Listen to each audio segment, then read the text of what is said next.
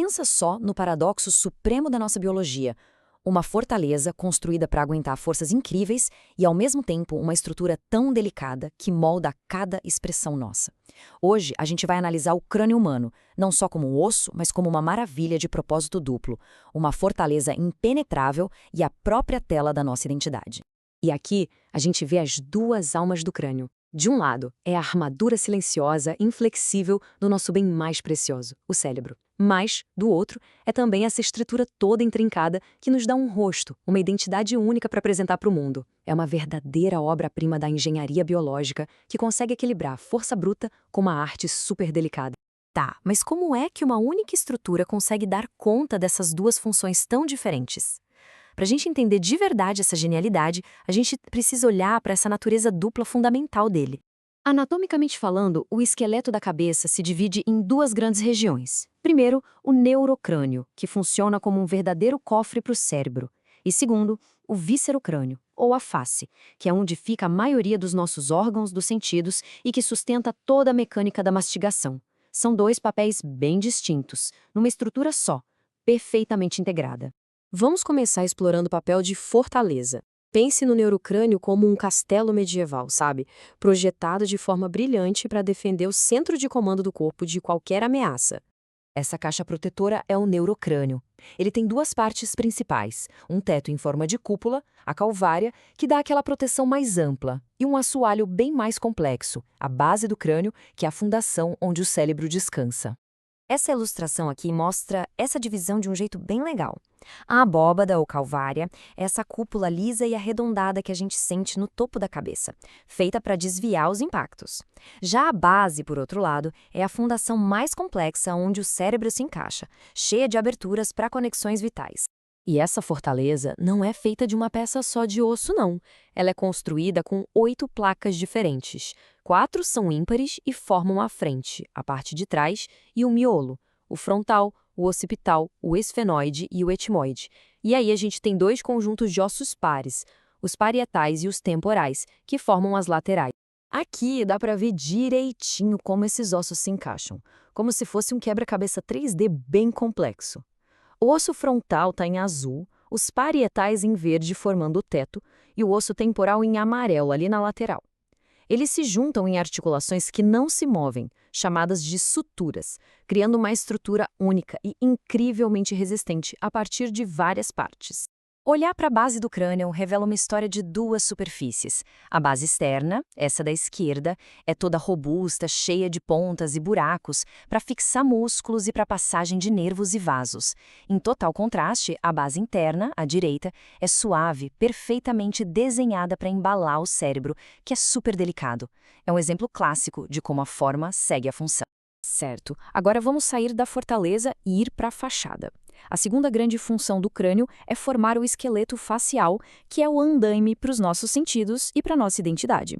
O rosto é construído com 14 ossos. Alguns são únicos, como a mandíbula e o vômer.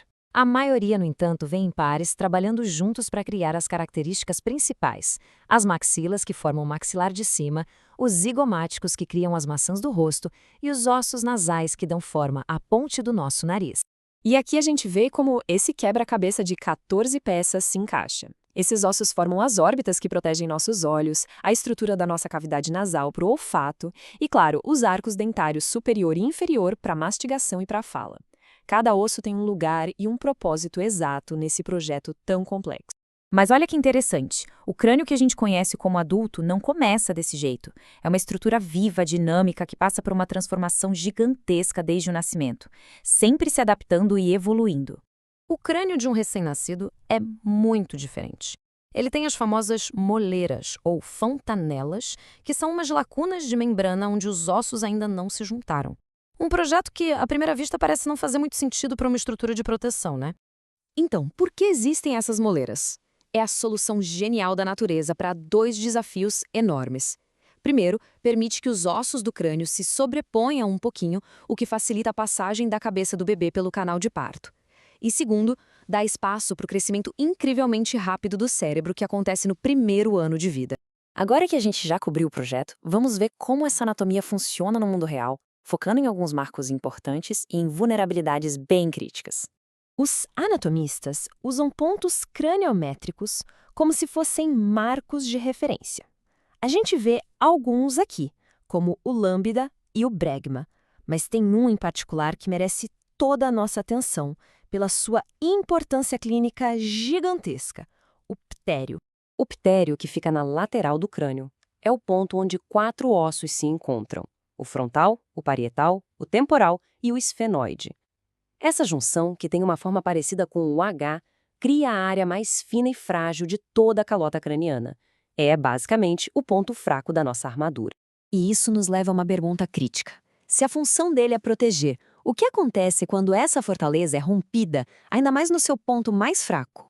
Uma fratura craniana pode ter várias formas, desde uma simples rachadura até uma fratura com afundamento. Mas, muitas vezes, o lugar da fratura é muito mais crítico do que o tipo de fratura em si. E aqui está o porquê. Uma pancada forte bem no ptérium pode fraturar esse osso que é super fino. O perigo de verdade, no entanto, está logo embaixo dele, a artéria meningia média. Se essa artéria se romper, ela causa um sangramento rápido que forma um hematoma epidural, uma coleção de sangue que pressiona o cérebro e pode levar à morte rapidamente se não for tratada. É uma emergência médica clássica. No final das contas, o crânio é um testemunho do brilhantismo da evolução. A força dele é inegável, mas a verdadeira genialidade está na sua capacidade de se adaptar. Desde as fontanelas flexíveis de um recém-nascido até a estrutura sólida e fundida de um adulto. Esse design dinâmico é o que garante a sobrevivência e a proteção da mente incrível que ele guarda. Então, essa estrutura única é, ao mesmo tempo, o cofre do nosso cérebro e o nosso cartão de visita para o mundo. A pergunta que fica é: como é que entender o projeto tão complexo dessa fortaleza e dessa tela muda a forma como a gente se percebe e a vida delicada que ela protege?